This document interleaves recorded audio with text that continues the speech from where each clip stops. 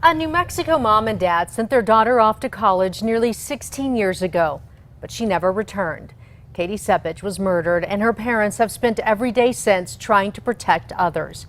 Crystal Gutierrez sat down with them for KRQE's new web series launching today, and I spoke with her about it. And Crystal, welcome. You've been working really hard on this series, and it's taken you across the state. And tell us about it.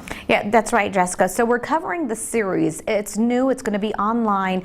I've been in television news for more than a decade now, asking the who, what, when, where, why, and how. But often there are parts of the story that we can't share with the viewers. We're giving you the emotion, the journey, and the personal stories through the web series, the series. What are you focused on for this first part? Well, this time around, I know a lot of people here in New Mexico are familiar with the name of Katie Sepich, the 22-year-old NMSU student who was murdered in 2003. We're covering the story through the eyes of her parents, her mom and dad. They're sharing their journey. Over the last 16 years, there have been a nationwide campaign trying to get a law passed to save other daughters. We're telling that story, but they're also taking us through the emotional part of their lives, taking us all the way back to the day they found out their daughter was missing. The hardest thing that any parent could ever do is have to go and identify their baby and see the trauma and terror on her face.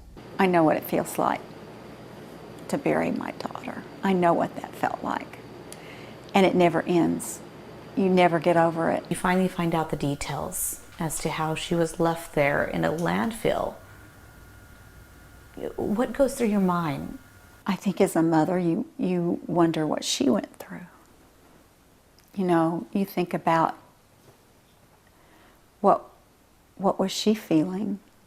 You know, we found out not too much later that she had fought really, really hard, that she really fought, and that under all of her fingernails, you know, was skin and blood, that she just really put up a fight.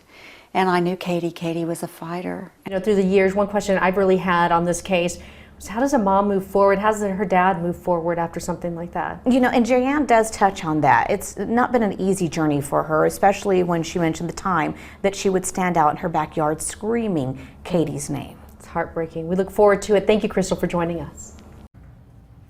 To find the series, head to KRQE.com under the KRQE Plus tab. There you'll find the first episode of A Mother's Love, along with extended interviews with Katie's family.